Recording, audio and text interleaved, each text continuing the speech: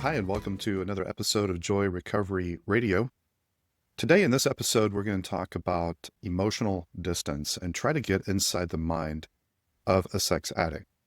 And a lot of things I'm going to share are really just part of my own experience and my own story. And so I realize I'm painting with a broad brush here, but I want to give you some insight into the way many of us think when we are avoiding intimacy, when we are detached, when we suppress our emotions, when we are emotionally distant from our partners.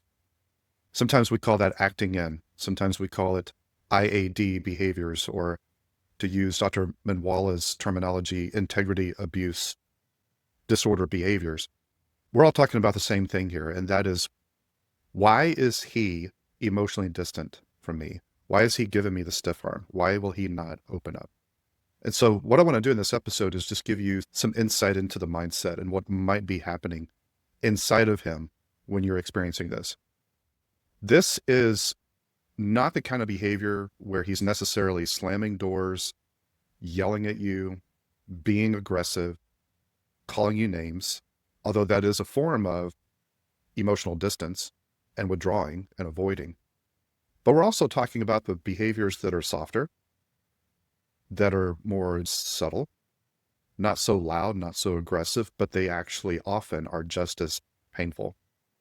We're talking about a partner who is physically in the room with you, but they're not with you, not emotionally. We're talking about the dynamic where he is 3 feet away from you and you feel all alone. He especially will pull away from you if emotions are getting to be intense, if you're having some kind of reaction. In any way, he pulls away and you're left with this lonely ache inside of you. You reach out to him for connection, but he disappears. And the way he usually disappears is either with silence or sometimes just keeping things safe and surface level by using logic instead of his feelings, or just plain hiding and avoiding you, perhaps hiding behind busyness, or literally leaving the room when there's discomfort. So he claims that he cares about you, but it doesn't feel like it. And you can't make sense of what's going on. We call this acting in. It's different from acting out. Acting out was pursuing false intimacy. It was trying to get legitimate needs met in illegitimate ways. But acting in is avoiding intimacy. And just about every sex addict has this.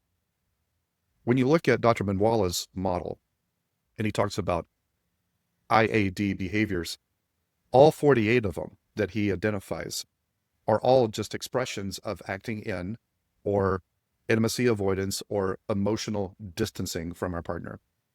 And beneath that withdrawal is something that you can't see. There is this sense of fear or overwhelm and a lifetime of learned survival behavior. And this is what acting in really is. And becoming more aware of it is the first step in bridging the gap between you and the addict. But here's the perplexing thing. When he's withdrawing, he often has no clue how much pain he's actually causing you in the moment. Why? Because to him, this isn't rejection. This is protection. This is self-protection and self-preservation. And he learned this in his childhood long before he met you. And he has perfected this over his lifetime. So from the outside, from your perspective, it looks like he is indifferent. It looks like he is callous. It looks like he is cold. It looks like he is stoic and non-emotive. But from inside of him, if you could see, he feels like he's drowning. He's got thousands of unspoken, suppressed emotions that are pressing in all at once on him. And when he senses that, he starts to shut down. He shuts down emotionally, he shuts down mentally, and even in some ways, physically. And you can see it in his body language. And it's not because there is nothing happening inside of him, it's because there's too much happening inside of him. And this is the part that you can't see. For example, let's say that there's some form of conflict and he goes quiet. And suddenly now he is starting to look past you and he's not with you anymore. It's not because he's being rude. It's because his known survival response has kicked in. It's automatic. His limbic system has just pulled a fire alarm. And what's going on inside of his mind is you've got to get out. You've got to shut down. You've got to go offline. And what looks like calm on the exterior is actually overload and overwhelm in the interior.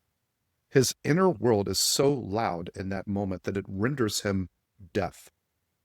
And so his response is he mutes everything. It's not that he's incapable of having feelings. It's that he is feeling everything right now, all at once. What is this exactly? Well, it's not fight and it's not flight. It's the forgotten third sibling. It's freeze. It's the freeze response. It is the emotional equivalent of curling up in a fetal position and waiting for this hurricane that he feels like he's going through to pass. And in that moment, he's usually incapable of thinking clearly. He will avoid reflection. He will avoid introspection. He will use generalizations. He'll avoid specifics. And he'll minimize things. And it's not because he doesn't care. It's because he actually believes that in that moment, if he will avoid his feelings, it is the only way to maintain a sense of control during the chaos that he's feeling inside of him. If I can just stay numb, I will stay safe. If I can just stay calm, then this chaos will blow over. It is not his intention to dismiss you. He's not trying to invalidate you. He has engaged a learned survival instinct that he's trying to survive this storm. Because the fundamental belief is this: the absence of intense emotions is safety. The absence of conflict is intimacy. What I used to tell my partner all the time when I would want to avoid and emotionally withdraw and get distant, I would tell her, I just want peace. That's all I want. I just want peace. The problem is what I called peace, she saw as absence. She saw as abandonment. So here's the catch. Here's the dilemma. The dilemma is this: every feeling that he suppresses, it doesn't vanish. It's buried. And when it's buried, it waits and it lingers. And the more it is hidden, the more power it builds up under the surface. It's like this growing pressure that's behind a closed valve, and eventually it is going to rupture. He can't stay emotionally unplugged forever. He will eventually break. And this is where it gets interesting. Because his withdrawal is not just silence, it's a strategy. It's not a glitch in his system, it is his system. And what looks like intimacy avoidance, what looks like withdrawing, what looks like emotional distance, is rooted in something that is much deeper: a false belief.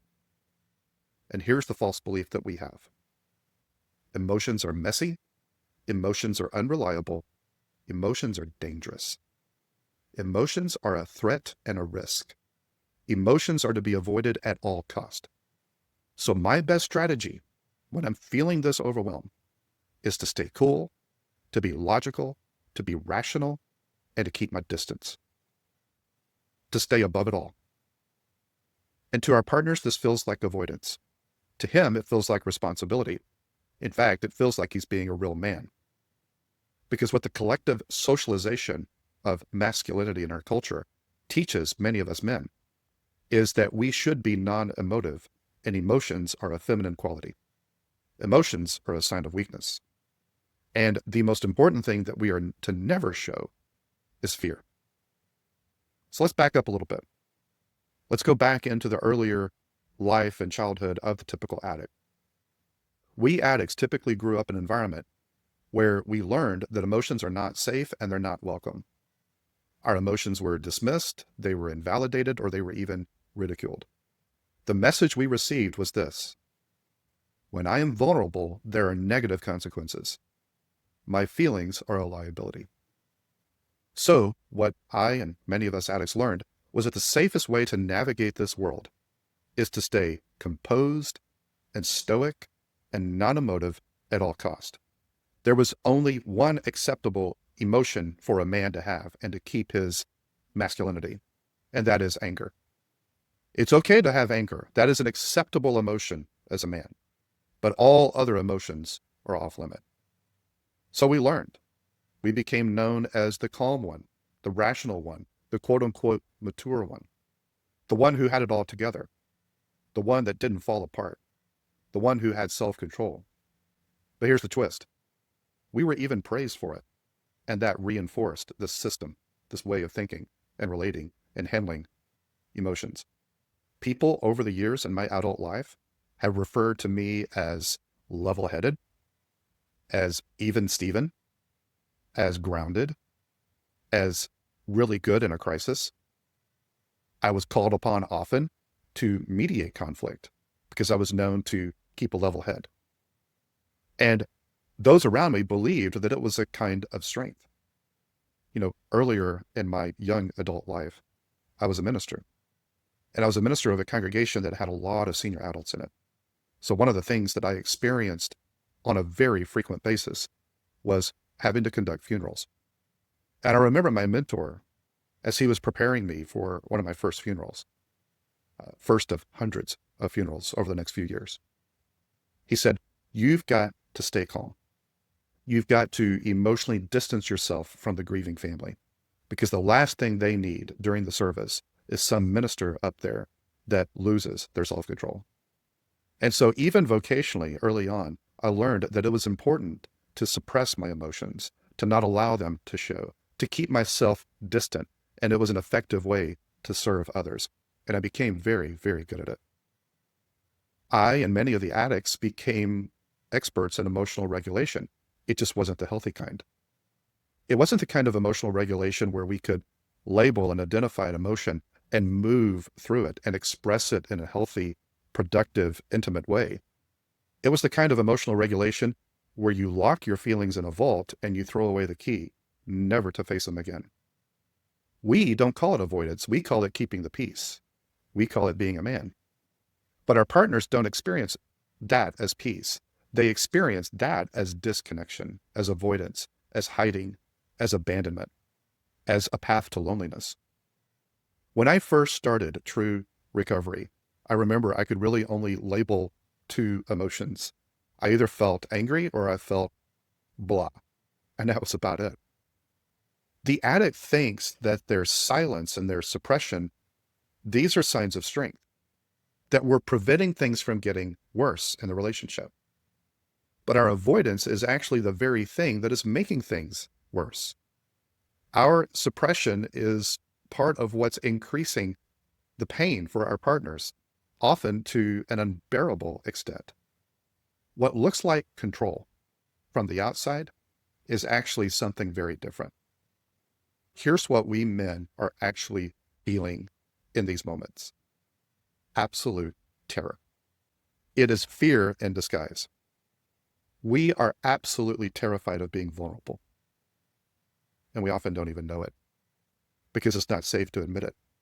We'd have to turn in our man card if we allowed you to know that we're actually afraid of being vulnerable with you. All of this control and all of this suppression of our emotions doesn't come at zero cost. It comes at a great cost. Withdrawing from you feels like a fix. It feels like it cools off a hot situation. It feels like it is calming the storm.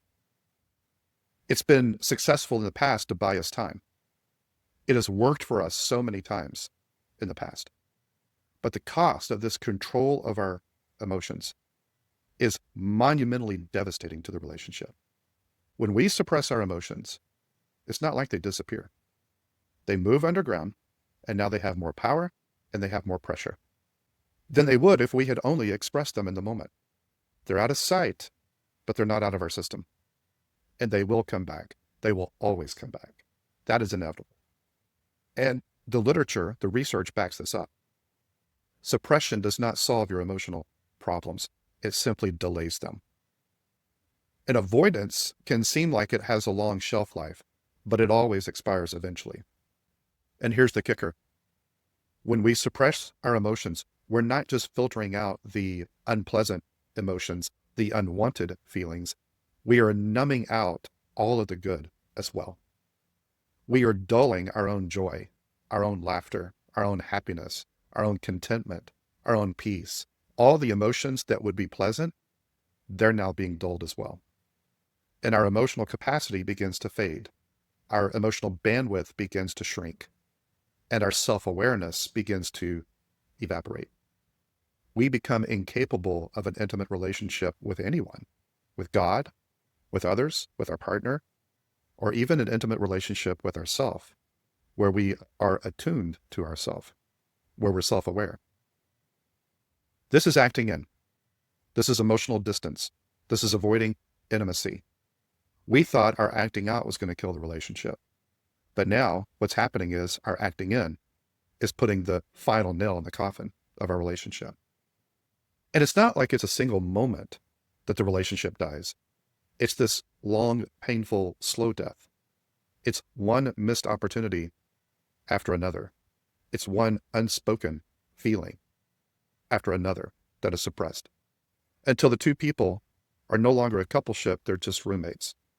And they're going through the motions of living, but it's no longer living in a bonded relationship together. Acting in over time makes us an emotional time bomb. We bury these emotions. They are buried with increasing power and increasing pressure, and over time, they will come back up again. And often we will completely erupt when that happens. Maybe it erupts out of anger. Maybe it erupts because we make an impulsive decision, or maybe it erupts because we act out again. However it erupts, it shouldn't be a surprise when this happens, because this is the inevitable, predictable result of long-term emotional suppression and long-term avoiding intimacy with others. Here's the irony. We were withdrawing from you to try and keep the peace, yet we created the very chaos and the very destruction that we spent so much energy trying to avoid. What we have to understand for sex addicts is that this is how our addiction began in the first place. Our acting out was an exit for our emotions. It was a way to escape a present, unpleasant situation or emotion. It was a way to either feel something or to feel nothing at all. It was a way to numb ourselves. When our internal world became too much for us to bear, the way we would escape was through acting out. That's why it's been said that sex addiction is not about sex. It wasn't about sex. It was about relief. It was about escape. It was about the inability to regulate or express our emotions. It was about numbing ourselves. It became, over time and repetition, a learned way to suppress our emotions and to escape. And when our addiction started, whatever age that was, and for many of us, it was during our adolescence, when our addictive behavior started, our emotional development stopped. And now, today in adulthood, we are the emotional equivalent of a boy. You could say that we are kidults. We are boys trapped in the bodies of men. Or a boy who can shave, is the way I like to say it. When we withdraw, we think to ourselves, if I can just stay calm, things will eventually settle. But the way our partners interpret it is, he doesn't care. Why do we withdraw?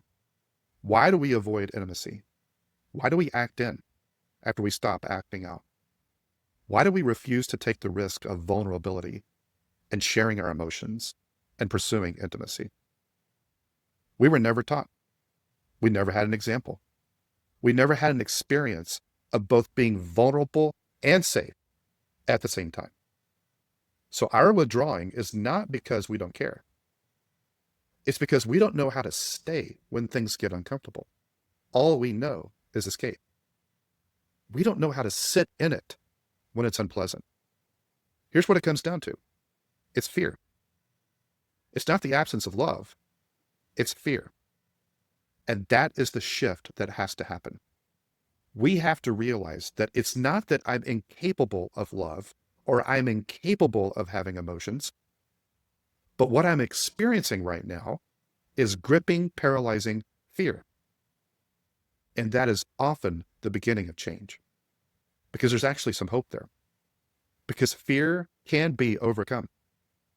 Fear has a name, fear has a shape, fear has a history, fear has a language. And most importantly, underneath that fear is true, genuine love. And beyond that fear is true intimacy with your partner. So that's the good news.